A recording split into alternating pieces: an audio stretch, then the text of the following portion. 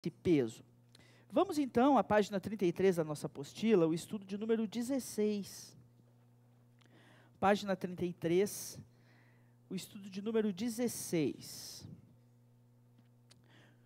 cujo título é Quem plantar vai colher, baseado em 1º livro dos Reis, capítulo 21, de 17 a 26. Se você ainda não tem a apostila, você pode tê-la através do QR Code que está num banner que tem ali no fundo da igreja. Tem um banner que tem um QR Code, apontando a câmera do seu celular para lá. Você pode baixar integralmente no seu celular o texto dessa apostila. Mas para ajudar os irmãos que não têm, está sendo projetado também no telão. Diz assim o texto bíblico: Então a palavra do Senhor veio ao tesbita Elias. Vai encontrar-se com Acabe, o rei de Israel, que reina em Samaria. Agora ele está na vinha de Nabote para tomar posse dela. Diga-lhe, assim diz o Senhor: você assassinou um homem e ainda se apossou da sua propriedade?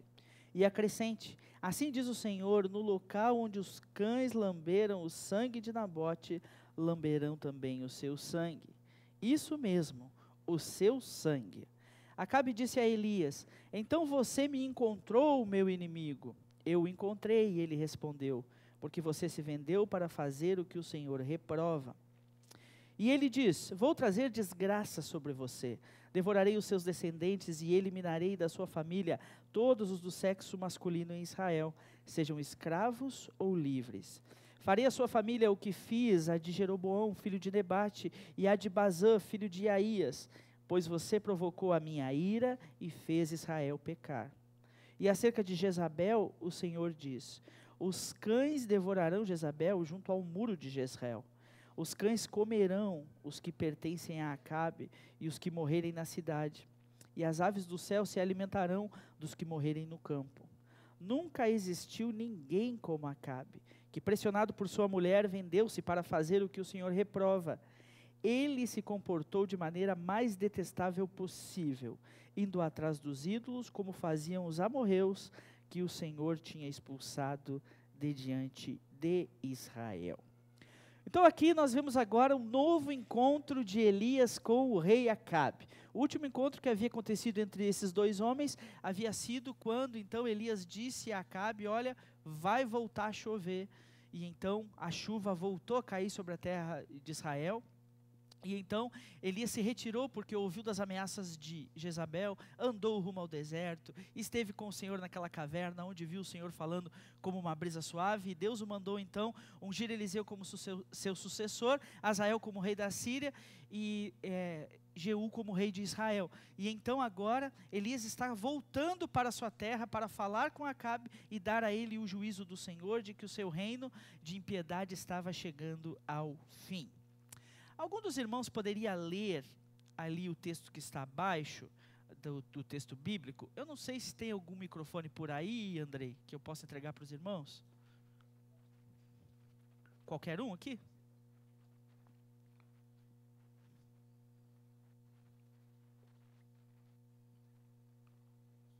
Pode. Era o meu mesmo. Isso, Andrei. Não satisfeito com todos os pecados que levou Israel a cometer, Acabe resolve ferir o inocente Nabote, que foi punido apenas por não querer vender seu terreno para o rei. O início do capítulo 21 de 1 Reis conta todo o plano maligno de Jezabel, que diante da recusa do homem em vender sua propriedade, contrata falsas testemunhas para o acusarem e o apedrejarem fora da cidade. Assim com Nabote fora do caminho, Acabe rouba-lhe os pertences. Essa atitude foi a gota que faltava no cálice da ira de Deus. Por isso a profecia é entregue. Acabe e todos os seus descendentes seriam exterminados de Israel, e Jezabel,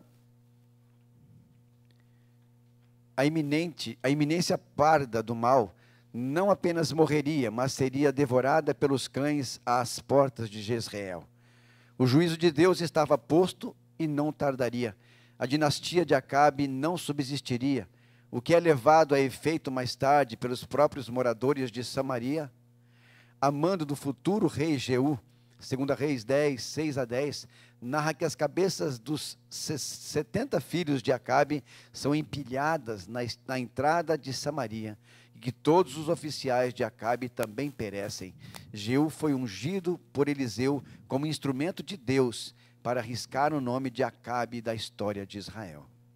Muito bem. Não sei quantos dos irmãos lembram da história de Nabote, mas Nabote era um homem próspero, que tinha uma propriedade muito boa, tinha uma vinha muito boa, e então o rei Acabe colocou os olhos naquela vinha e decidiu: eu quero comprar essa propriedade. E Nabote disse: mas eu não quero vender essa propriedade. E então Jezabel aconselhou o rei a contratar falsas testemunhas, acusar aquele homem injustamente. Então aqueles homens arrastaram Nabote para fora da cidade, o apedrejaram, aquele homem morreu inocentemente, porque o rei estava desejoso de algo que ele tinha. Então, esse ato do rei Acabe foi a gota d'água. Foi assim quando Deus despertou Elias e falou: agora vai e dê a profecia a Acabe, que o reino dele acabou, né? Acabe acabou, porque agora não tem mais o que possa ser feito diante de tanta impiedade que vem se empilhando por parte do rei de Israel. E esse texto fala sobre um assunto muito interessante, que é a cobiça, algo que faz parte das nossas vidas. E a pergunta que temos aqui embaixo nos diz assim, a letra A: Acabe matou Nabote por cobiça. Ele queria algo que não podia ter. De que formas a cobiça pode destruir uma pessoa? Quem gostaria de participar, dando a sua opinião sobre o poder da cobiça e como que isso pode atrapalhar as nossas vidas, nos fazer mal?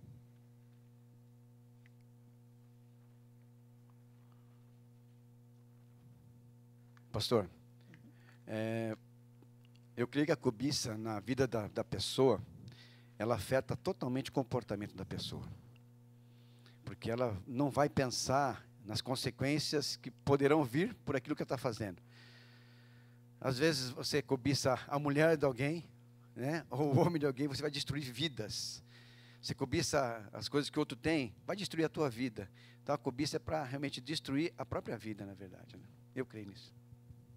Muito bem, realmente, né? Cobiça é um problema. Mais algum irmão quer compartilhar? Sueli, vamos fazer chegar o microfone até aí. Até rimou, né? Quando o ser humano não busca a Deus e preenche o vazio que há no seu coração, ele vai buscar em outras coisas, né? Nunca há satisfação. Então, ele pode até começar a possuir, mas ele sempre vai estar desejoso, porque existe um vazio dentro dele, né, de Deus. E é somente Deus que pode preencher, é o seu amor. Sim. De fato, meus irmãos, a cobiça é um sentimento, é uma inclinação carnal que nos leva a nunca estarmos satisfeitos com nada, né? Então isso é muito perigoso para as nossas vidas. Pascoal?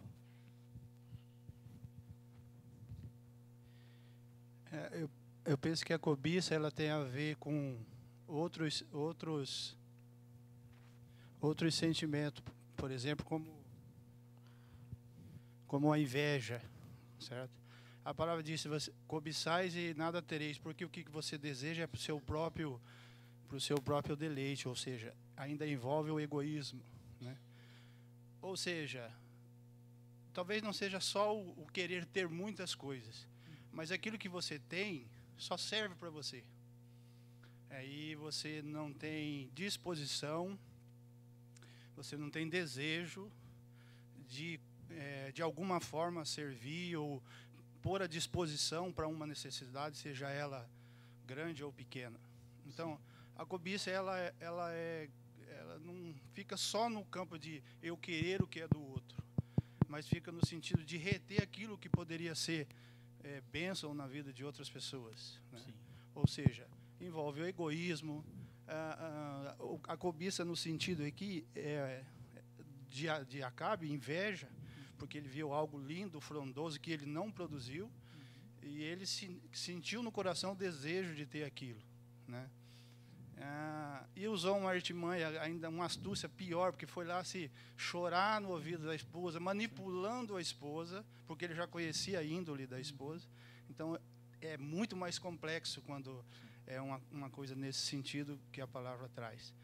Mas, assim, no meu coração, a cobiça ela tem a ver com a inveja e com a falta de desejo de contribuir, de abençoar, de enxergar a necessidade do outro. Ou seja, reter aquilo que é gratuitamente dado por Deus, que é os dons que a gente tem para angariar, seja lá no trabalho, ou num projeto, seja o que for que aquilo veio, vem de Deus, não vem de nós.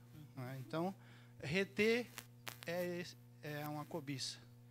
Né? Então, eu penso que é muito mais amplo que só ter uma vinha, né? Mas é isso aí. Muito interessante o que o Pascoal falou, porque a cobiça ela é uma inclinação, ela é algo que nasce dentro do nosso coração e que destrói tudo que está ao nosso redor. Nós que conhecemos a palavra do Senhor, nós sabemos que Deus criou toda a terra, né, todo o planeta, todas as coisas que existem, para que nós pudéssemos usufruir dessas coisas. Mas nós entendemos uma palavra bíblica, né, uma palavra que se usa no estudo da Bíblia, que é a mordomia cristã, que é você poder usar todas as coisas sabendo que nada, na verdade, é seu. Tudo pertence a Deus, tudo é de Deus. E Deus nos permite utilizarmos aquelas coisas durante o momento em que nós estivermos na face da terra, vivos, né? Um dia alguém vai morar na sua casa, né? Um dia alguém vai... Porque um dia a sua família vai morrer, você vai passar. Então as coisas vão ficar por aí e elas vão passando de um para o outro, né? Desde que o mundo é mundo. Então a cobiça é um sentimento muito preocupante, porque ela te dá a impressão de que algo é seu. E nós precisamos entender, à luz da palavra do Senhor, que nós não somos donos de nada. Nós estamos apenas cuidando, administrando algo por algum tempo. Mas, infelizmente, hoje a gente vive num mundo que motiva muito essas questões do empreendedorismo, né? As questões da autoajuda, que dizem assim, não vá, conquiste, você tem direito, você merece, você é maravilhoso, você tem que ter.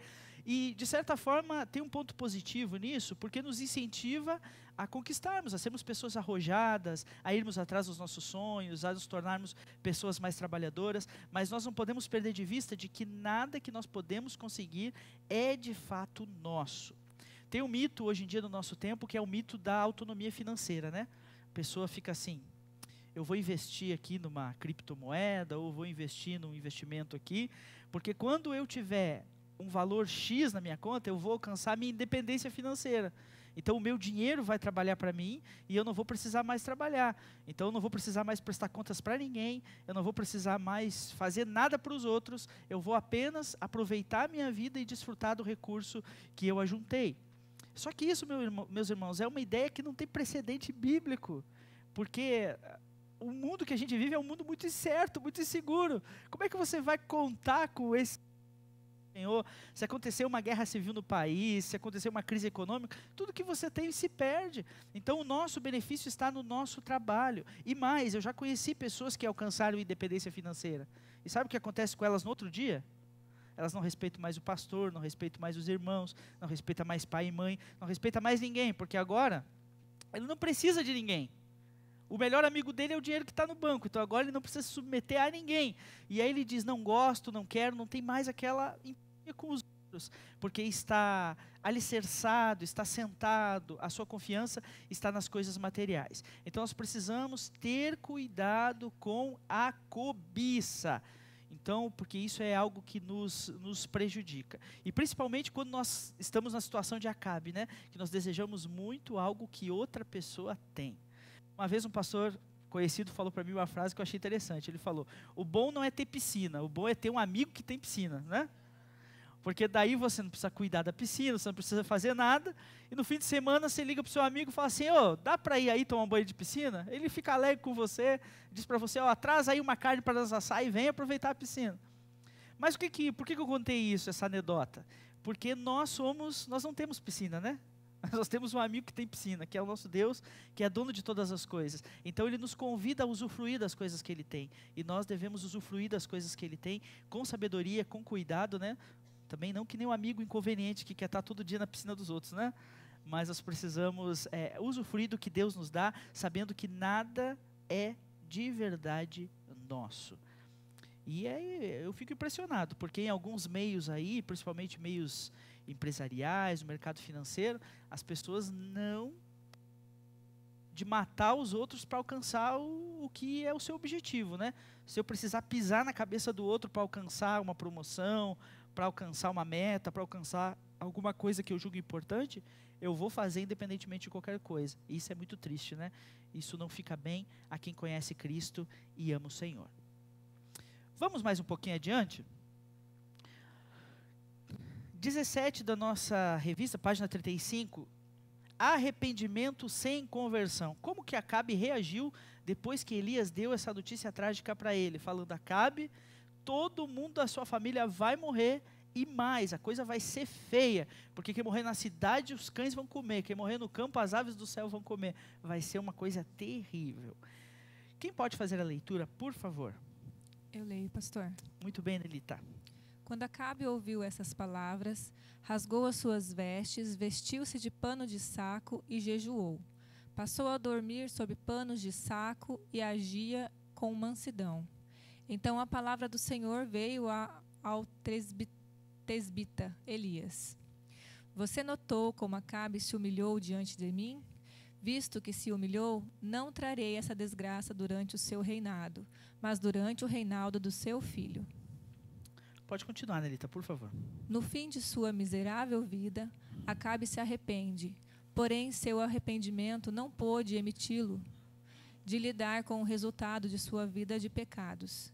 Deus vê a sua humilhação e decide lhe dar uma morte menos traumática que a de sua esposa. No entanto, o juízo de Deus cairá sobre ele. Acabe se ressente dos seus pecados, mas não está disposto a mudar de vida. Mesmo depois de sua contrição, ele ainda tenta enganar Josafá. Não abre mão da sua vida ao lado da sua tenebrosa esposa. Consulta profetas de Baal e humilha o pobre profeta Micaías. Esse tipo de arrependimento é superficial e não pôde salvá-lo do que está por vir, embora sirva para amenizar o trauma.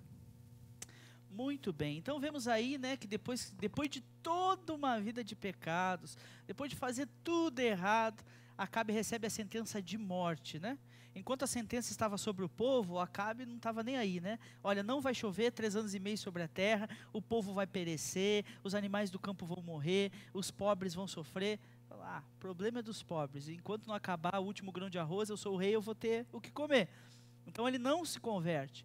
Quando Elias mata os profetas de Baal, demonstrando o poder de Deus, ele não se converte, ele não teme o Senhor, ele não volta atrás, porque ele pensa assim, isso aconteceu aí, mas eu sou o rei, foi Deus que me colocou aqui no meu lugar e nada vai acontecer comigo. Mas então chega Elias e dá a última palavra para ele, dizendo, agora acabou. Agora você vai pagar pelos seus pecados, toda a sua descendência será extirpada da face da terra. E então ele põe pano de saco, que é um símbolo de contrição no Antigo Testamento, né? Vestiu uma roupa simples, uma roupa humilde, e começa a lamentar pelos cantos, pedindo perdão a Deus, arrependido daquilo que fez. E embora, por um lado, nós vejamos uma atitude de humildade da parte de Acabe, porque ele realmente se humilha, se quebranta diante de Deus por causa daquele pecado, nós vimos que no futuro esse arrependimento não dura muito, porque nas próximas páginas, à medida que nós vamos lendo o final da vida de Acabe, nós vamos vendo que ele continua fazendo coisas ímpias. Então ele é como aquela pessoa que vem num culto, sente a presença de Deus, né? Se humilha diante de Deus, chora, pede perdão pelos seus pecados, mas à medida em que a semana vai passando, aquele arrependimento vai arrefecendo e a pessoa começa a voltar a praticar os mesmos pecados. Então Deus viu a contrição de Acabe e falou, por causa da contrição dele, por causa do quebrantamento dele, porque ele escolheu vestir roupa de saco, isso não vai acontecer nos dias dele, eu não vou destruir toda a família dele enquanto ele ainda vive, mas isso não o exime de viver o meu juízo. Então Deus poupou Acabe por um lado ao ver o seu arrependimento, mas porque seu arrependimento não foi duradouro, verdadeiro, ele então ainda pune este homem e a sua família como ele havia dito. A letra A nos diz assim, o que você diria para aqueles que se arrependem do resultado do pecado, mas não se arrependem do pecado? Aqui nós temos uma diferença teológica, né? O que é o resultado do pecado? As coisas ruins que o pecado traz. A pessoa se arrepende, às vezes, e busca a Deus porque ela não quer colher os frutos podres daquilo que ela plantou. Mas, muitas vezes, essa pessoa não se arrepende do pecado. Que não é ela olhar para dentro de si e dizer assim, eu não quero nunca mais plantar essas sementes. Mas ela diz assim, eu não quero nunca mais colher esses frutos. Então, que diferença há entre isso e aquilo? O que os irmãos podem contribuir sobre isso? Sobre se arrepender do resultado do pecado e se arrepender do pecado. Priscila, por favor, minha irmã. Resultado do pecado são as consequências, né? Muitos vão... eu quero mudar de vida porque eu levei isso, consequência disso, mas não é por amor a Deus. Agora, o arrependimento do pecado, o pecado é incredulidade. É eu não querer mais ser contra o Senhor. Né? Então, eu creio assim, que tem muitas pessoas que saem do pecado por causa das consequências. Né? Mesma coisa de eu não amar o Senhor. Um exemplo, é até o Márcio que fala. Ele está na estrada. E onde tem o sinal lá que fala que vai multar o radar, ele vai devagarzinho. Não é por amor às normas, obediência às normas, mas é por medo das consequências. Né? Agora, arrepender do pecado é eu não querer fazer mais, porque o pecado é uma incredulidade, Deus não quer isso de mim. Então, é eu amar Deus e falar, Deus, eu não quero isso porque é contra a sua palavra. Né? Então, a diferença para mim é isso. Muito bem, Priscila. A Priscila definiu bem, né? Pascoal. Depois a Zélia. Muito bem. Eu creio que muitos se arrependem porque viram que gerou algo ruim, mas, né, é muito difícil acontecer como aconteceu lá com o Zaqueu, que ele, além de se arrepender, ele procurou resolver aquilo que ele tinha feito, né? Ele se arrependeu e procurou também se arrependeu das consequências e do pecado que ele tinha. E daí procurou retribuir, né? Aí assim, né, foi aprovado e tudo. Mas é difícil a gente se arrepender, por exemplo, de ter cobiçado alguma coisa que te deu um bom resultado. Você vê assim, puxa, não foi muito certo. Se arrepende da sua atitude. Mas é muito mais difícil você ir devolver aquilo que você não deveria ter pego para si ou conseguiu de um jeito errado, né? Sim. Então, é como aquela coisa assim da pessoa que cola em uma prova. Ela sabe que fez errado, mas muito dificilmente alguém vai dizer, puxa, eu passei nessa prova, tive essa aprovação, e vai lá se confessar e dizer, eu passei, mas foi indevido, né? As pessoas não... É difícil demais você se confrontar com... Quando você teve um bom resultado do que era ruim. Sim. É verdade. Muitas pessoas vivem assim, né? Se iludindo. Pascoal. Pensando o resultado do pecado, como arrependimento, eu vou usar uma outra palavra, medo. Né? Porque se eu digo para você que você vai ser punido por uma situação que é arbitrária, você tem medo, certo? Mas isso tem a ver com o terreno. Pensei na palavra, nos terrenos onde a palavra foi semeada, certo? Um terreno pedregoso, sem muita terra com substância, com um terreno próprio para que a raiz se profunde, ela não tem força para fazer crescer algo que seja forte, que seja digno, né? É o medo. Eu venho no culto, tenho uma palavra extraordinária, aquilo ferve na minha mente. Na segunda-feira eu nem me lembro dela. Sim. Ou seja, o sentimento do medo, ele tem um estágio, ele vai indo, o primeiro dia, no segundo, no terceiro, nem me lembro dele mais. E na quarta, eu já estou cometendo o mesmo erro. Terreno sem substância, terreno pedregoso, que não foi preparado, que não foi limpo, que não foi adubado, onde a semente da palavra para produzir arrependimento não tem força. logo o sentimento passa e o erro permanece. É uma constância. Sem ajuste do terreno, sem limpeza do terreno, sem a adubação correta, não produz a semente, ela vai ser jogada novamente e ela vai ser perdida novamente. Se não houver, de fato, o arrependimento genuíno, né, que traz mudança, que traz arrependimento, é você voltar no caminho e pegar novamente.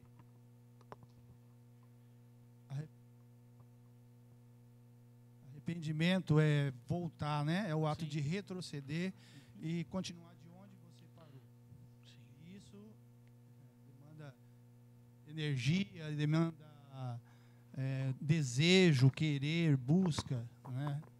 Então, é atitude, uma atitude de preparação, de que realmente deixar aquele aviso no coração. O que não foi o caso de Acabe. Ele esqueceu por circunstâncias que ele tinha. Verdade, né? Muito complicado isso. O arrependimento não é uma tarefa fácil. Não sei quantos irmãos aqui lembram, né, mais ou menos do final da vida de Acabe, das coisas que ele fez, mas ele... Lembram da história do profeta Micaías? Acabe faz uma aliança com Josafá, é o rei do reino do norte, Israel, e Josafá é o rei do reino do sul. Aí Acabe faz uma aliança com Josafá, dando sua filha em casamento. Ele enreda Josafá lá, engana Josafá. Josafá acaba se unindo com ele por elos familiares. E aí, quando Acabe quer ir à guerra, ele então chama Josafá e fala: vamos à guerra juntos, vamos à guerra juntos. E Josafá fica constrangido com aquilo, porque Josafá era um rei que temia o Senhor. E não queria ir à guerra junto com Acabe, sabendo que Acabe era um rei perverso. Então Acabe chama Josafá no seu palácio e fala assim: ó, vamos ver o que o Senhor tem para dizer para nós. E aí começam a vir os profetas, e os profetas, né? Os profetas começam a falar: de fato, os reis vão ganhar essa batalha não pode ser perdida, vocês vão ser prósperos, vai dar tudo certo. Tem um dos falsos profetas lá que pega um chifre, né? Coloca na sua testa e fala assim: olha, com esse chifre, começa a representar, vocês vão acabar com os inimigos, vai dar tudo certo. Aí o Josafá ficou olhando aquilo e achando aquilo esquisito, né? Aí Josafá fala para Acabe: Acabe, por acaso não tem um profeta do Senhor aqui? Só tem esses profetas de Baal, esses profetas de falsos deuses? Aí Acabe fala: olha, tem um profeta aqui, que é um tal de Micaías, eu não gosto dele, ele está preso a pão e água lá no calabouço, mas se você fizer questão, eu trago ele aqui. Aí então ele manda os servos ir buscarem o profeta Micaías, que está lá numa situação difícil. Aí Micaías vem, né, e o servo de Acabe já fala para Micaías: olha, dá um parecer positivo, ajuda aí. E aí Micaías vem para falar, e aí o rei Acabe pergunta: e aí, Micaías, o que diz o Senhor? Aí Micaías fala: olha, vocês vão ir e vão ganhar a batalha. Aí o rei fala: Micaías, fala a verdade. Ele fala: se você quer a verdade, vocês vão morrer, vocês vão perder.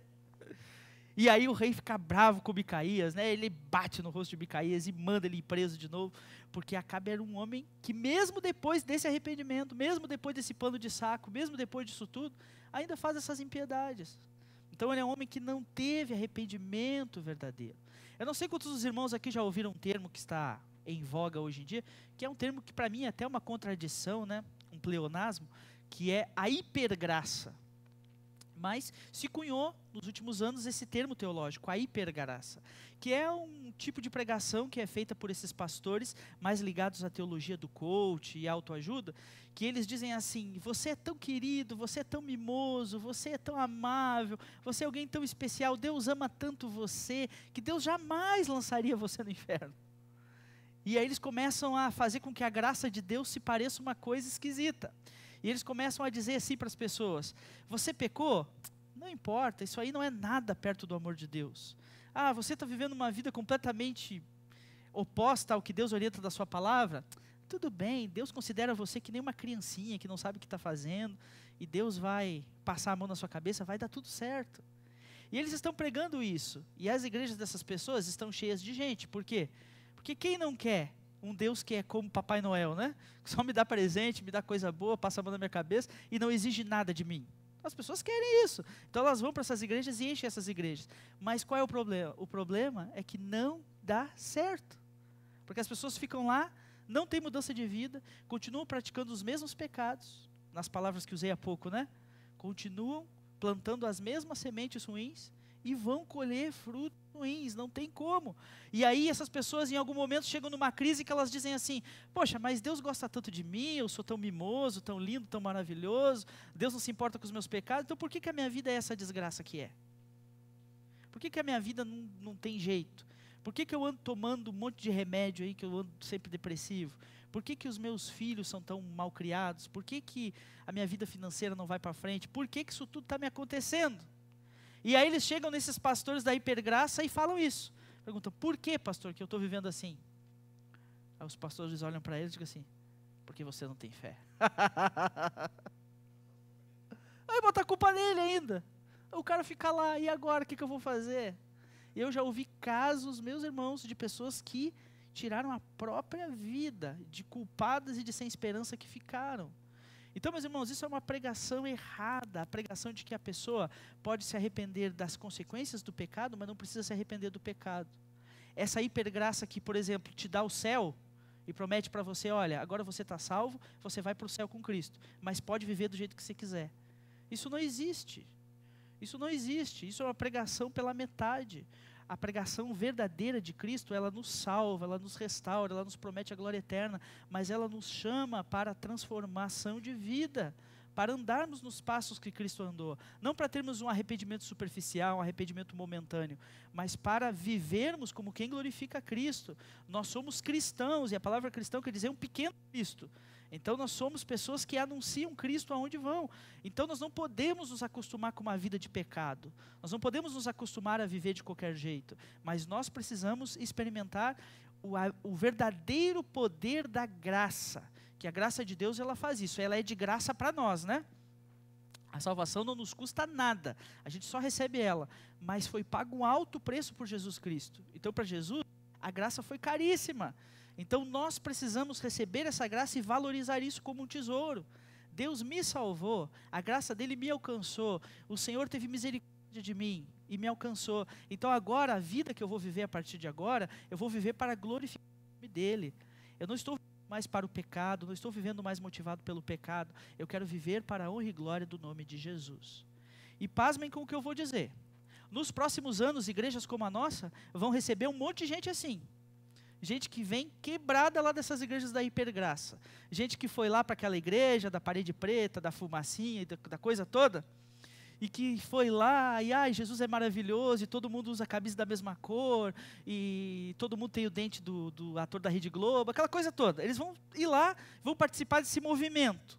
Aí quando eles ficarem uns anos lá e ver que a coisa não funciona porque não tem base, não tem evangelho, não tem palavra, não tem nada, não tem fundamento, aí eles vão entrar numa crise. E algumas dessas pessoas, eu creio que Deus, pela misericórdia dele, vai encaminhar para igrejas sérias.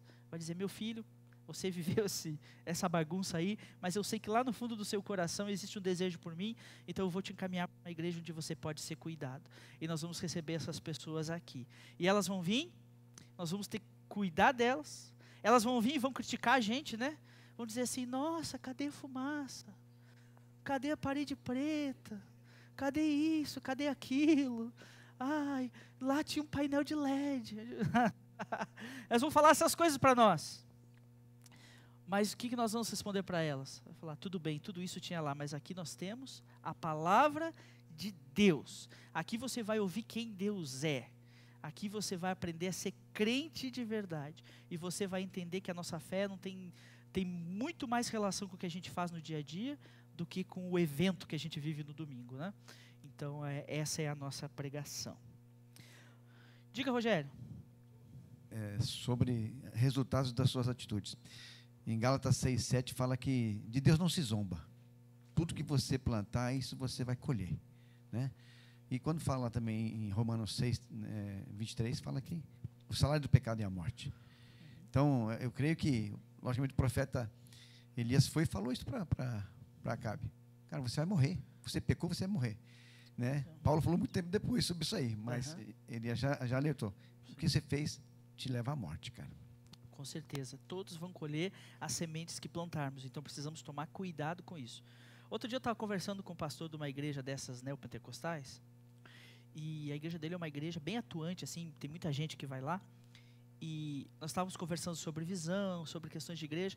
Ele estava falando comigo, me motivando a modernizar um pouco mais a igreja, né? E eu estava conversando com ele, motivando ele a cuidar melhor das pessoas, né? Então nós estávamos ajudando um ao outro. E ali naquela conversa, camarada, tal, tudo bem. Eu perguntei para ele, na denominação de vocês têm um processo de revitalização de igreja? Aí eu vi que na hora bugou a mente dele, né? Ficou assim, como assim revitalização de igreja? Ele falou, não, igrejas que passam por um momento difícil, que às vezes enfraquecem com a saída de um pastor, cujos membros se mudam por um motivo ou outro, e essa igreja precisa ser revitalizada. Vocês têm algum projeto nesse sentido? Ele falou, pastor, sabe que a gente nunca pensou nisso? Aí na hora eu pensei o seguinte, desculpa meu amigo, mas você não está nem na letra C do alfabeto, né?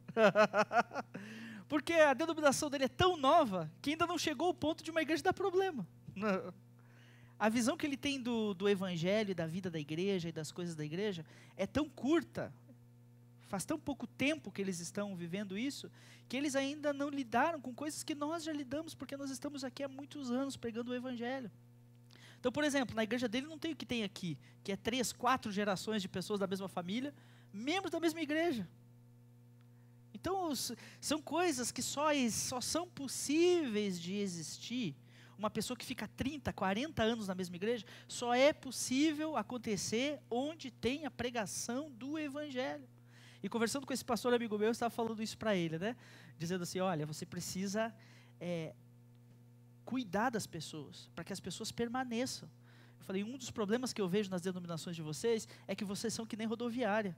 Chega um ônibus, né? Descarrega o povo, aí daqui a pouco aquele povo pega outro ônibus, vai embora, chega outro, e a igreja fica assim, ó. Toda hora mudando de gente, muda, e ninguém fica, né? Então vocês precisam cuidar das pessoas, e é um desafio, meus irmãos, que graças a Deus nos deu a graça de sermos uma igreja que prega o evangelho com seriedade há muito tempo, que já lidamos ao longo da nossa história com muitas dificuldades que podem acontecer na história de uma igreja, e que conseguimos entender que a palavra de Deus é a base sobre a qual nós vamos trabalhar, e que sem verdadeiro arrependimento, sem vida com Deus, sem discipulado, sem que as pessoas entendam quem Deus é, todo o trabalho da igreja é vão, porque a base está nisso. Amém? Ponto deu pano para manga, hein? Mais do que eu achava. 18, o rei caiu, quem poderia ter? A queda do rei Acabe.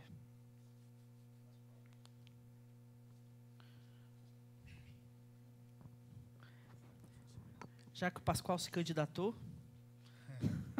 candidatado. Então Acabe, rei de Israel, e Josafá, rei de Judá, foram atacar Ramote e Gileade. E o rei de Israel disse a Josafá, entrarei disfarçado em combate, mas tu usa as tuas vestes reais. O rei de Israel disfarçou-se e ambos foram para o combate.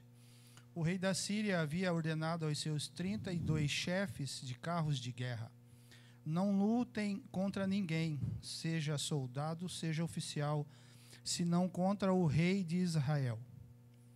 Quando os chefes dos carros viram Josafá, pensaram, é o rei de Israel, e o cercaram para atacá-lo, mas Josafá gritou. E quando os comandantes dos carros viram que era o rei de Israel, deixaram de persegui-lo. De repente, um soldado disparou seu arco ao acaso e atingiu o rei de Israel entre os encaixes da sua armadura. Então o rei disse ao condutor do carro, tire-me do combate, fui ferido. A batalha foi violenta durante todo o dia. Assim o rei teve que enfrentar os arameus em pé no seu carro. O sangue de seu ferimento ficou escorrendo até o piso do carro de guerra, e ao cair da tarde, ele morreu. Quando o sol estava se pondo, propagou-se um grito por todo o exército. Cada homem para a sua cidade, cada um para a sua terra. Assim o rei morreu e foi levado para Samaria, e ali o sepultaram. Lavaram o seu carro de guerra num açude em Samaria, onde as prostitutas se banhavam, e os cães lamberam seu sangue, conforme a palavra do Senhor havia declarado. Pode continuar, por favor, Pascoal. Acabe segue o mesmo. Agora ele tenta enganar o rei de Judá, Josafá, para que ele próprio se disfarce entre os soldados na guerra contra a Síria. De nada adianta suas mentiras. Uma flecha jogada ao esmo o atinge e ele morre, sem seus trajes reais, como um soldado comum. Seu corpo é levado para Samaria, onde é sepultado, e os cães lambem o sangue que escorre da carroça que transportou seu corpo. Acabe esteve durante todo o dia envolvido com o pecado, um pouco pela influência de sua esposa, um pouco por suas fissuras morais. Agora o juízo de Deus é chegado e não terminará apenas no rei. Muito bem, então aqui vemos o fim do rei Acabe. Veja que até na hora de morrer esse homem é malandro, né? Fala assim, não, Josafá, veste você as roupas de rei, e eu vou vestido igual o soldado. Como quem diz assim, Josafá, a honra é sua, você é o líder dessa batalha. Mas no fundo, o que ele estava pensando? Devia ter um informante que deve ter dito assim, olha, o rei da Síria mandou falar, que é para pegar o rei, ele quer o rei. Aí falou, veste o Josafá de rei e manda ele que se vire. Mas os sírios perceberam que aquele que estava vestido de rei não era Acabe, era Josafá, e não foram contra ele. Então, numa flecha jogada ao esmo, né, jogada de qualquer maneira, atinge Acabe, e ele então quer sair do combate, mas o combate se intensifica, e ele então fica sangrando até desfalecer, até perder a sua vida naquela guerra, é sepultado em Samaria, e os cães lambem o seu sangue. Então, mesmo agindo com malandragem, o juízo do Senhor veio sobre a vida de Acabe. Ele julgou aquele homem e realmente o Senhor foi misericordioso com ele, porque não permitiu que antes de morrer ele visse a desgraça que havia sobre toda a sua família. Então, eu acredito que todo mundo aqui que é pai ou mãe quer morrer antes dos filhos, né? Assim, puxa vida, eu quero partir dessa terra antes dos meus filhos. E Acabe teve essa misericórdia por parte de Deus por causa daquele seu arrependimento. Então o Senhor permitiu que ele fosse o primeiro a partir e não visse toda a desgraça que veio depois dele. Aí ali na letra A tem uma pergunta importante, né? No final do parágrafo nós lemos que Acabe viveu essa vida de pecado um pouco porque ele era pecador mesmo, ele tinha uma inclinação para o mal, mas em grande parte pela influência das pessoas das quais ele se cercou, né? A sua esposa Jezabel era uma pessoa terrível, ele tinha falsos profetas ao seu lado, se envolveu com muitos homens que eram ruins. E aí a pergunta A diz assim, por que algumas pessoas são tão influenciáveis? Seria falta de personalidade ou preguiça de pensar por si mesmas? Você conhece pessoas que são Maria vai com as outras? Se elas estão perto de pessoas que são crentes, elas são crentes. Se elas estão perto de pessoas que são do mundo, elas são do mundo. Se elas estão perto de alguém que vive uma vida certa, elas são certas. Se vida errada, vida errada. Por que as pessoas são tão influenciáveis? Será que elas têm falta de personalidade, não conseguem se impor? Ou será que elas têm preguiça mesmo de pensar por si mesmas e preferem andar sendo levadas segundo o conselho de quem está ao redor? O que os irmãos acham sobre isso? Pessoas influenciáveis. Vou dar um testemunho breve aqui, de um chacoalhão desse que eu levei de uma irmã muito querida daqui. Foi há muito tempo atrás, né? Justamente, estava no seu escritório, a gente conversando sobre muitas coisas, e eu acabei transparecendo para ela justamente isso aí. E ela falou assim, escuta, você é Maria, vai com as outras? E aquilo foi assim um boom na minha cabeça, né? Falei, pensei comigo, né? Voltei para casa com aquilo, ruminando na minha cabeça. Mas foi muito importante a palavra da irmã, que falou, que percebeu essa dificuldade que eu tinha de, ora, defender uma coisa, outra hora defender outra, ou um pensamento aqui, assim, sem uma constância, né? Foi importante. Esse chacoalhão foi muito válido na minha vida. Muito bom, né? Quando alguém nos confronta e isso nos edifica. Sueli.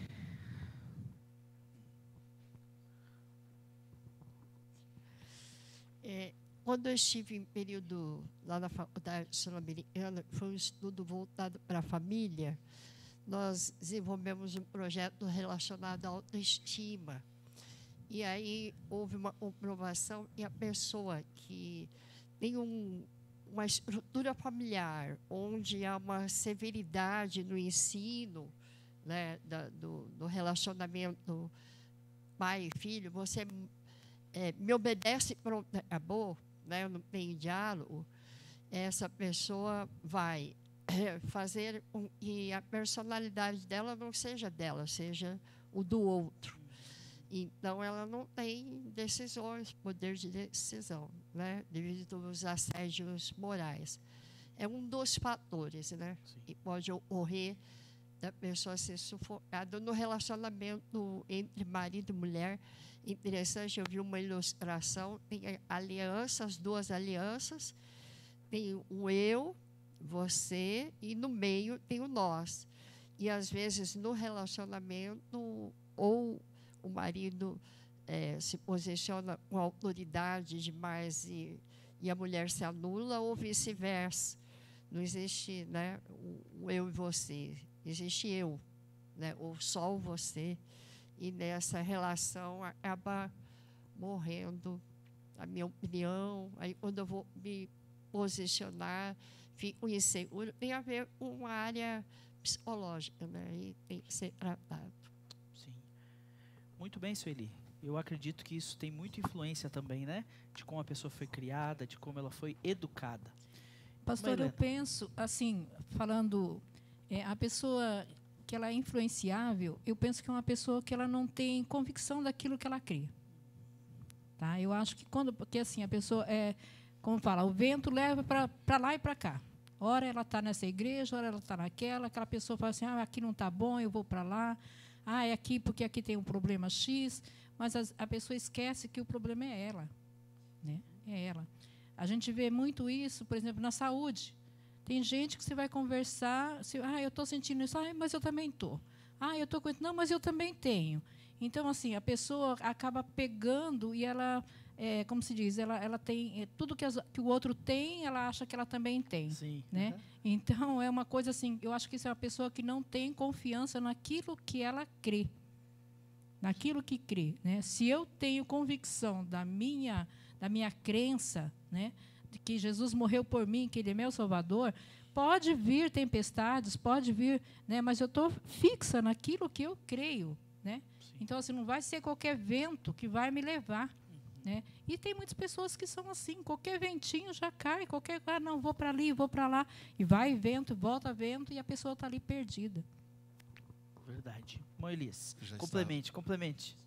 Já está aqui perto, então, eu penso assim também, às vezes tem medo de prejudicar a pessoa, falar alguma coisa, e ele acaba concordando com aquela pessoa naquilo que ele quer fazer. Certo? Então, às vezes a pessoa está lá, eu tenho esse pensamento, aí ele quer agradar, aí ele concorda. Ele tem medo de prejudicar, você entendeu? Eu acho que muitas vezes é assim também. Ou tem a questão também que a pessoa também, ela quer se dar bem com aquilo que a outra tá pensando. Falou, opa, se eu discordar, aquilo vai me prejudicar, então eu vou concordar e eu me dou bem também com isso. Sim. Muito bem, muito sábio isso que o Elias falou, porque eu já tive a oportunidade de aconselhar um casal que estava necessariamente nessa situação. A esposa reclamava que o marido era super dominador, né, não deixava ela fazer nada, e eu fui conhecendo o casal, acompanhando o casal, eu descobri que ela era uma grande preguiçosa, né? Que o marido fazia tudo porque ela não queria fazer nada. Então, aí fica difícil também, né? Como que, se ela não faz, o marido também não faz, e ninguém faz, a família não vai para frente. Então, eu percebi que era mais um defeito crônico dela, né? De querer, deixa que os outros resolvem, porque assim eu fico de boa, do que mesmo uma outra situação qualquer. Rejane. Eu vou falar agora como mãe de crianças pequenas. E a gente tem que tomar muito cuidado como pais, assim como a Sueli falou, que existem pais que cobram demais, que ensinam de uma forma um pouco agressiva. e não colabora com essa criação de personalidade da criança de uma forma positiva e que ela entenda quem ela é, as crenças, né, no caso nossas. Sim. E as crianças, elas têm uma necessidade de ser aceitas pelos outros e acaba sendo influenciado às vezes em alguns grupos para agradar. Ah, não, mas os meus amigos fazem isso, eles estão fazendo isso agora, então eu também quero ser aceito nesse grupo, então eu vou ser influenciado. E às vezes essa questão de querer ser aceito vai perdurar durante a vida inteira da pessoa. E eu acho que essa base familiar ali, desde quando a criança, né, até os 7 anos, em que é formado a base da personalidade, se nós não tomarmos cuidado e não ensinarmos o nosso filho da forma correta, né, com muito amor, para que ele confie também em você, para que ele traga essas questões de influências, para que você o ajude até nessas decisões aí na primeira infância, e isso vai perdurar às vezes na vida toda. Então, que Deus nos dê muita sabedoria para essa fase, né? Verdade. E quem? Eliana, pode falar, irmã Eliana. Só deixa eu complementar um pouquinho que a Regiane falou antes, aí depois a irmã compartilha. Tem um pouco a ver também, meus irmãos, com o temperamento de cada pessoa, né? Tem crianças, ontem mesmo eu e o Zé, a gente estava no mercado, aí tinha um menininho assim, olhando os chinelos, aí falou assim, mãe, vamos comprar um chinelo pro meu primo? Aí a mãe falou, não, comprar chinelo nenhum. Aí tinha uma senhora que estava na frente e depois estávamos nós, né? E a senhora falou assim pro menino, você compra um chinelo para mim? Brincando com ele, né? Aí ele olhou para ela e falei, claro que não, nem conheço você. Aí deu a resposta assim para ela. Aí ela tentou, né, ainda mais uma vez, falou para ele, ah, mas eu sou amiga da sua mãe, você não é meu amigo? Ele falou, eu nunca te vi. E o menininho só assim, ó. E em 5 minutos ali, aquela mulher apanhou que nem cachorro de bandido. Porque o menininho era assim, uns 3 ou 4 anos, mas tinha uma personalidade. Ele sabia o que ele queria falar e o que ele não queria. Ele era alguém que tinha personalidade. Então, é importante para os pais perceberem isso também. Às vezes tem filhos que têm muita personalidade, né? Com 2 anos já fala, não quero, já sabe se colocar, né? E tem outros filhos que não, que já são mais... Então, tem que trabalhar essa questão da autonomia, mas é muito importante que eles aprendam a tomar decisões, né? Eliana. Complementando o que a Rê falou, a gente precisa eu acredito assim, o que eu quero, né? O que aonde eu quero chegar? Quem que eu quero agradar? Eu falo porque eu venho de um lar não cristão, né? E faltou um pouco dessa base mais perto, mas Deus, na grande misericórdia que Ele tinha com a vida da Eliana, e creio que Ele tem com muitas outras, e eu sempre passei isso para os meus filhos, né? Toda vez que vocês forem tentados a fazer algo, vocês perguntem, agrada a Deus? Edifica? Meus pais vão ficar felizes? E aonde eu chego com isso? Porque muitas vezes é igual a Regiane falou, às vezes em casa a gente até tem uma base, mas a gente não sabe aonde quer chegar, né? Quando nós buscamos ter uma vida, um relacionamento com Deus diário, a gente fortalece o Espírito Santo, que é aquele que sempre vai ser o nosso termômetro de dizer, cuidado, isso não convém, isso não edifica, né? E eu me lembro quando a Cauana foi fazer a faculdade, muitas pessoas falavam assim, mas ela é menina, vai fazer faculdade, você não tem medo? Eu falava assim, olha, o que eu podia fazer por ela, eu fiz. Eu coloquei base nela, eu coloquei conteúdo. Agora, quem vai fazer esse conteúdo realmente saltar é o Espírito Santo de Deus e ela. Sim. São as escolhas que nós fazemos muitas das vezes que ditam onde nós vamos chegar e qual é o nosso alvo. E muitas das vezes dentro, né, do nosso dia a dia, como o senhor falou, às vezes nós fazemos umas escolhas que não condiz nem com a palavra de Deus.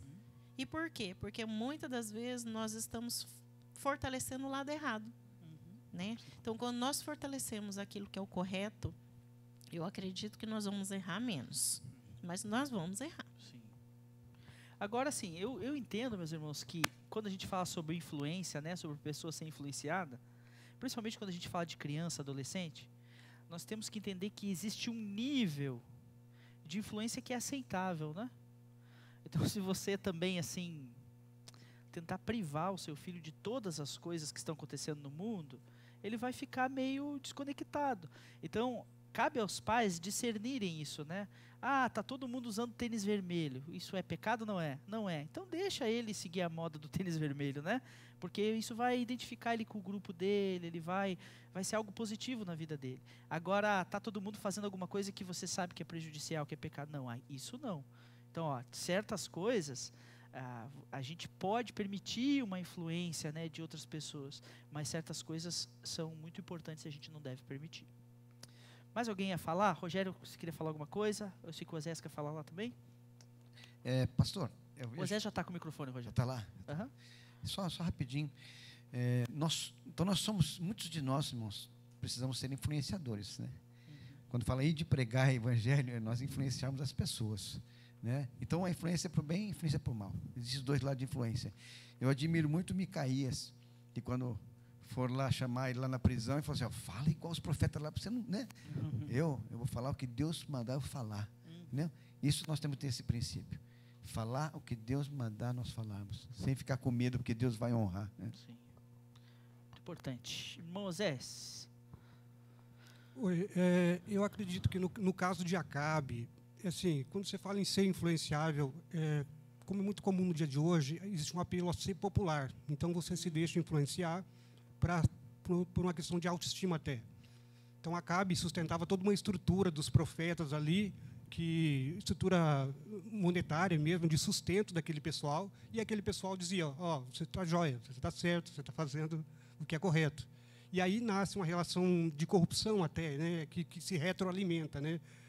Essa estrutura alimenta ele, alimenta a autoestima, e aí fica essa coisa, né? Então, em vez de ele fazer o que é certo, ele faz o que é popular, aquilo que mantém ele no poder, e ele se mantém se achando, fazendo o que é correto. Sim. Não sei nem se o Osés pensou nisso quando ele estava falando, mas isso é rede social, né? Rede social é isso. A pessoa quer ser popular, né? E ela quer, até que se chama influencer, né? Tem muitos seguidores aí. A pessoa quer ser popular. Aí um dia ela dá um tapa numa pessoa e aquilo dá milhões de views. No outro dia, o que ela está fazendo? Procurando alguém para ela dar um tapa. Porque as pessoas estão muito preocupadas com essas coisas, né? E querendo muito essa visibilidade, essa popularidade. Então, isso é algo muito preocupante também quando a gente fala a nível de influência. E isso, as pessoas são carentes, né? E se a gente, assim, nos desconcentrarmos da presença de Deus, a gente também vai atrás desse negócio, de ficar vendo quantas pessoas viram, quantas pessoas curtiram, isso e aquilo. Então, isso é algo muito prejudicial na nossa vida. Para fechar essa história da influência, tem uma historinha que eu gosto de contar de um rabino. Eu não vou dizer que ele era um pastor, né? Porque senão fica ruim para nós. Então, ele era um rabino.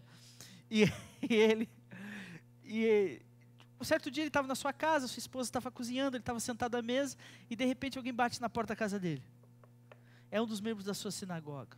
Chega lá e fala, olha, o irmão fulano fez coisas terríveis comigo, ele agiu mal, foi deselegante comigo, falou isso e isso da minha esposa, eu estou muito bravo com ele. Você não acha que eu tenho razão? Perguntou para o rabino. O rabino olhou e falou, você está certo. Aquele irmão ouviu ali o que o rabino falou, obrigado, saiu, bravo.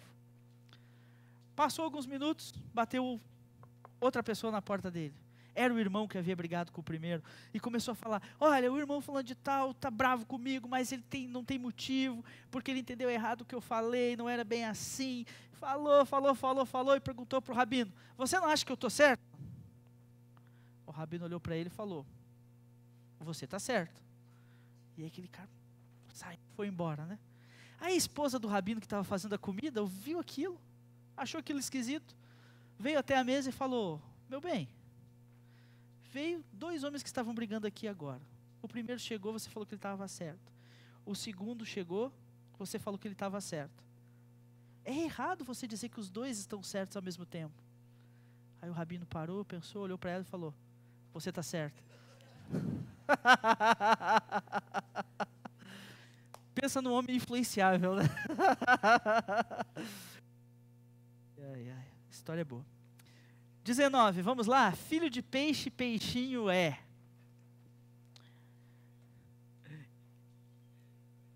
Gustavo vai fazer a leitura ali para nós.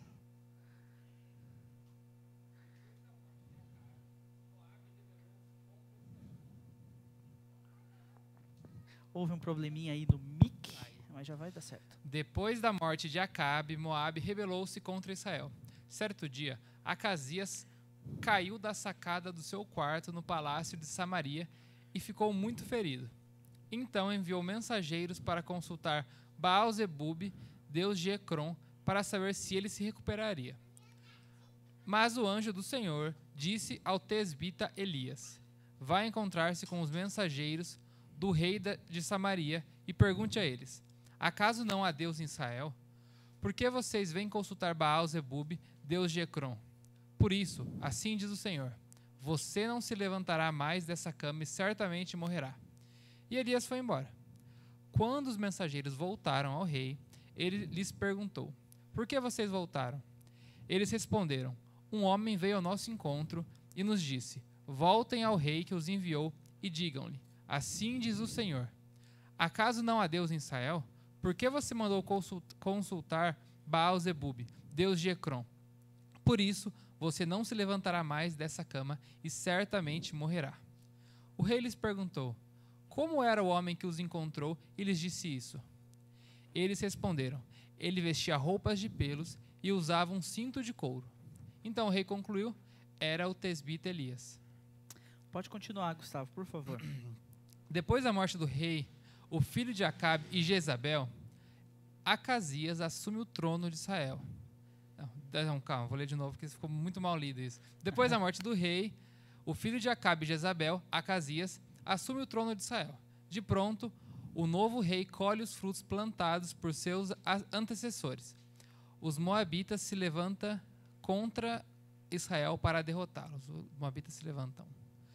O texto nos mostra que o novo rei havia sofrido um acidente, por isso jazia no leito. Mas, em vez de procurar um profeta de Deus, manda seus mensageiros para Ecrom consultar Baal-zebub, o senhor das moscas. A atitude do rei é reprovável e Deus envia Elias para interceptar seus mensageiros, avisando-os que o correto é consultar os profetas do Deus de Israel. Filho de peixe, peixinho é. Ao ficar sabendo da história, o rei deduz que o profeta que havia encontrado seus servos era Elias, e, irado com suas palavras, manda que seus verdugos o busquem à força. Calma que eu estou lendo ali no... Ninguém é responsável pela família que o gerou. No entanto, ninguém é obrigado a seguir os péssimos exemplos familiares. Acasias saiu tal e qual seus antepassados. Então, qual a importância de romper maldições familiares para viver uma vida verdadeiramente cristã? Muito bem, aqui nós vemos Acasias lidando com a influência da sua família sobre ele, né? Ele nasceu num reinado onde seu pai era Acabe, um homem profundamente influenciável e mau, e sua mãe era Jezabel, a mulher mais perversa narrada nas páginas da Bíblia. E ele então cresceu nesse ambiente, e esse ambiente o influenciou a seguir falsos deuses e desonrar a Deus, o Deus verdadeiro, em todos os seus caminhos. Então, aqui nós vemos a influência familiar agindo sobre a vida de Acasias. E qual é a importância de nós aprendermos a romper essas influências da família, essas maldições que às vezes estão sobre a nossa família, que vêm sobre nós? E aqui eu não estou falando de maldição hereditária no sentido como as teologias erradas falam, né? Mas no sentido de situações que nós vemos no dia a dia da vida das pessoas.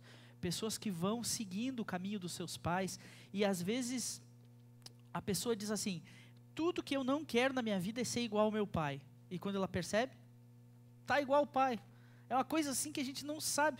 Parece que é o próprio Satanás que vai levando a pessoa a viver aquilo, né, daquela maneira e se tornar o que ela mais odeia.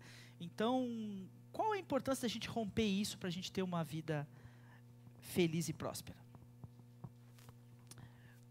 Eu acho que essa pergunta se conecta muito com a anterior também, porque a gente pensa nas influências. Essa questão, basicamente, essas maldições familiares nesse exemplo que foi dado aí, são exemplos da família, exemplos de comportamento, de reações dentro da própria família. São influências, basicamente. Então, quando a pessoa ela não para e não pensa o que ela considera sobre a questão, não faz tipo um plano de ação. Por exemplo, você pensa em ser influenciado, ser influenciável. seja pelo contexto ou pelos exemplos dentro da família. Então, é de uma situação, você nunca pensou a respeito daquela situação, você nunca pensou como você gostaria de reagir, o que você acha certo, o que você acha errado dentro daquela situação. Então, quando você vê, você, por costume do que você viu, ouviu, você faz o que todo mundo faz. Você vai numa festa e você faz o que todo mundo faz, se você não pensou o que você quer fazer naquela festa. Sim. Uhum. Você vai por exemplo, na faculdade, por exemplo, a gente vai para a faculdade, para a universidade, a gente não pensa o que a gente quer da universidade, a gente não pensa na sala de aula o que a gente quer. Eu estou vindo para essa aula, estou vindo aqui para o culto com uma intenção, com um objetivo. Eu quero tal coisa. Foi dito aqui pela Regiane, pela Eliane. Eu quero tal coisa. Então, o que eu vou fazer para conseguir essa coisa? O que eu espero desse momento, dessa experiência, desse contato com esse grupo, né, digamos assim. Sim. Então, quando a gente não pensa nisso, quando a gente não tem elaborado isso na nossa mente, nossa consciência, a gente faz o que está mais à mão, o que está mais fácil. E o nosso cérebro está acostumado a ver tantas pessoas fazendo o mesmo, e é o mais fácil, é o mais simples. Sim. A gente não pensa, né? Então, a gente precisa, para romper isso, a gente tem que olhar para o nosso meio, para nossa família, para o nosso grupo, e ver o que está sendo feito, e ver se a gente concorda com isso. Se a gente concorda com isso, beleza? À luz do Evangelho, beleza? Mas se a gente acha que está meio estranho, que não é muito... o que Jesus faria é isso? Não sei se Jesus faria isso. Então, a gente tem que mudar, a gente tem que pensar sobre isso e colocar em prática, né? Sim. E ter uma consciência. O que o Gustavo está falando, ele tem razão, né? Mas só que eu acho, Gustavo, que tem um nível que vai mais no inconsciente. Tem uma coisa que é quase inconsciente. É que nem você já foi pro trabalho no domingo. De vez em quando acontece, né? Você vai, entra no seu carro, você tira o carro da garagem, quando vê, você está indo para o lugar que você não queria ir, né? Mas parece que algo no seu inconsciente está gravado que você pega um caminho que você não era para você ir naquele dia, mas a rotina, a maneira como você viveu, influencia tanto você que cria no seu inconsciente algo que você não quer. E percebo nessa relação familiar, né? Nessas vícios familiares que existem, eu percebo que tem uma coisa quase que inconsciente, que não é que a pessoa pensa no que ela está fazendo. Parece que tem uma força que leva ela a realizar aquilo. Eu sei que o Osés quer falar, a Sueli também, eu acho que a Sueli primeiro levantou a mão, Osés. Deixa ela falar. Existe uma força, uma batalha espiritual na mente, e onde eu me direciono, onde eu estou, eu quero. Alguém falou sobre buscar foi a Eliana, né? Onde eu vou estar, né? Escolhas eu vou fazer para a minha vida, aí trazer a memória e nos dar esperança. Exemplo, vou fazer um regime, mas eu compro um monte de coisas e vai me fazer cair em tentação. Ou me exponho a lugares e vai me fazer cair no erro. Então, a nossa mente, de fato, tem a propensão para o mal. Mas, se a gente puder buscar bons conselheiros, ir em lugares e vai me trazer à memória coisas boas, né? Vai me ajudar nesses momentos difíceis aí, de pressão. Com certeza. Moisés. O que eu vou falar é mais ou menos na linha do que já foi falado aqui, né? Dificilmente, provavelmente a gente não vai a um lugar diferente se a gente utilizar as mesmas rotas, né? Então, provavelmente o reinado deles teria o mesmo resultado que o do pai, usando os mesmos critérios, usando os mesmos caminhos, né? As mesmas decisões, né? Então, aí está a importância, né? Tem que romper para ir para um lugar diferente, porque senão o reino dele acabaria como o do pai. Sim. Elisele.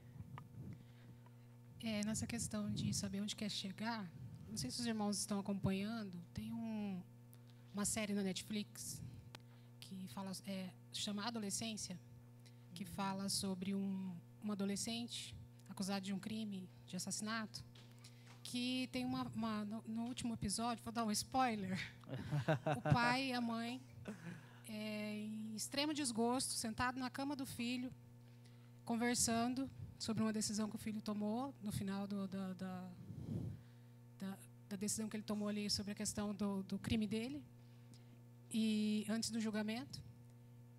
E o pai diz para a mãe: o meu pai só sabia me bater, não conversava, era muito rude.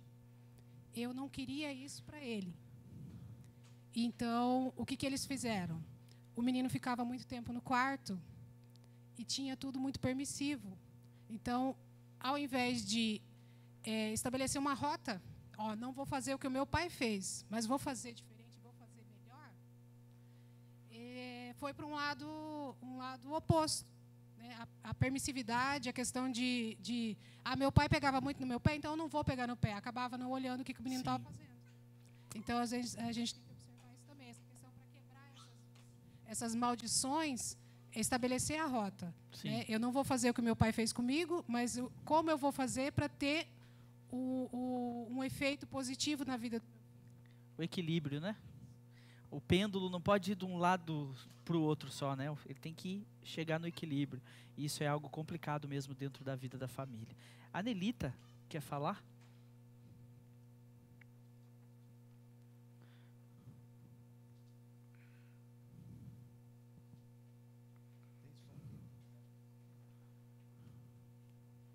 Só um pouquinho que o microfone está chegando.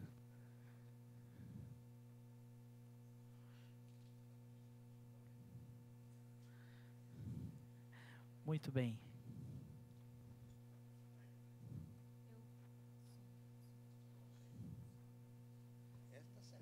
Som.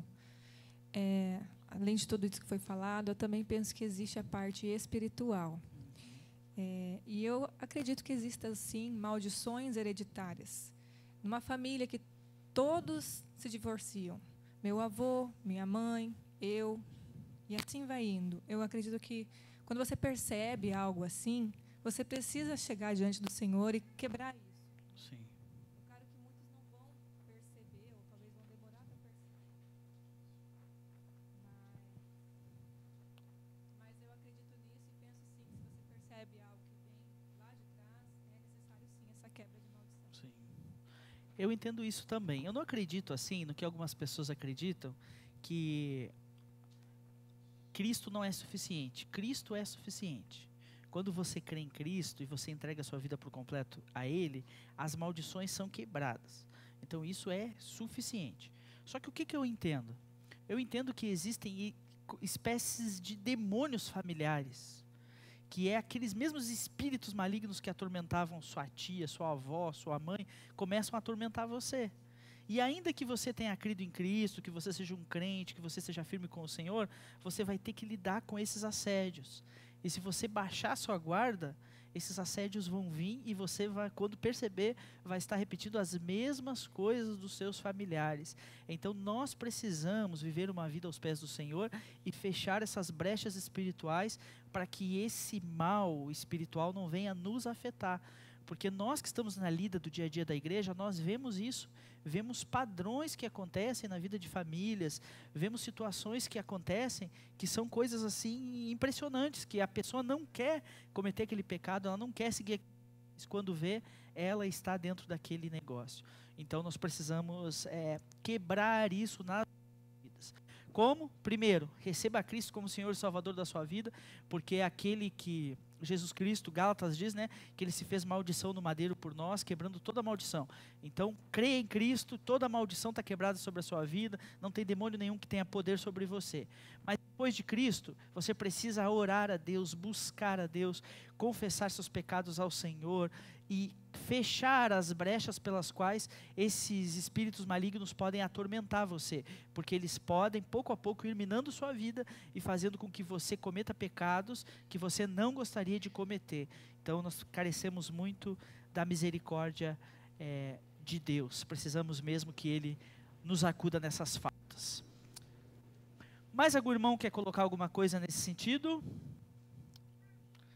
Então, diga, irmã Helena.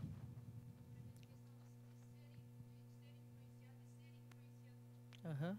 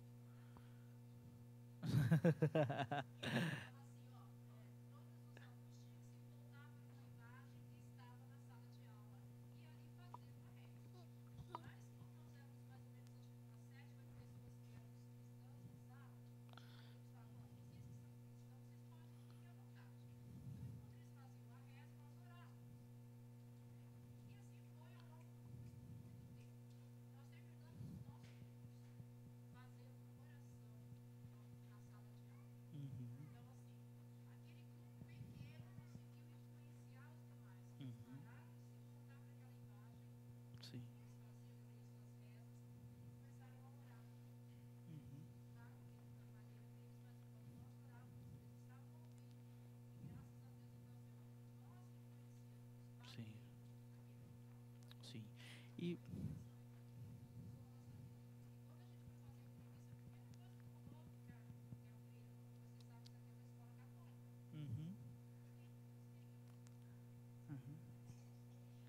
Mas eu acredito fielmente, meus irmãos, que quando nós estamos cheios do Espírito Santo, nós influenciamos e não somos influenciados. Então, alguém cheio do Espírito Santo, ele pode ir no lugar mais trevoso que for. Ele vai ser luz lá. Vai anunciar o Evangelho de Cristo e vai influenciar pessoas lá. Então, nós não precisamos ter medo dos lugares ou das situações. O que nós precisamos ter temor no nosso coração é de não estarmos firmados na palavra. Porque o inimigo de nossas almas não está brincando de ser inimigo, né? Ele é complicado mesmo, ele pega mesmo. Então nós precisamos tomar cuidado com isso. Queridos, chegou um bilhete aqui para mim? Ah, ok. Lembrando os irmãos, estamos assim encerrando a nossa escola bíblica de hoje, né? Graças a Deus. Semana que vem estamos aqui de novo para estudar um pouquinho mais sobre a história de Elias. Eu quero lembrar os irmãos que hoje à noite nós teremos o encerramento da nossa campanha de missões mundiais. Então faremos o levantamento da nossa oferta especial e você está convidado a vir. Logo mais à noite, como vai funcionar? Você poderá fazer a sua contribuição, aquilo que você colocou no seu coração. Lembra que no início da campanha, no primeiro dia, nós estabelecemos um alvo juntos como igreja. E você teve naquele momento a oportunidade de colocar um alvo diante do Senhor. Então você terá a oportunidade de, apanhando um desses envelopes que aí está, colocar a sua oferta e dedicar. Você também terá a oportunidade de fazer isso por Pix, se você preferir. E aí você precisa identificar no seu Pix que essa oferta é uma oferta para missões.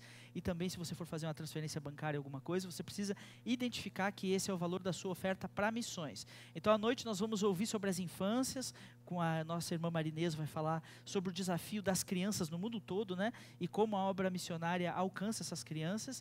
E nós vamos, então, dedicar as nossas ofertas e tenho certeza que nós vamos... e nós vamos ultrapassar esse alvo. Então, os irmãos estão convidados para virem. Se você não colocou seu alvo lá no início da campanha, não tem problema. Se você sente no seu coração o desejo de dar uma oferta a missões, você pode assim fazê-lo também, ainda que você não tenha colocado seu alvo no início da campanha.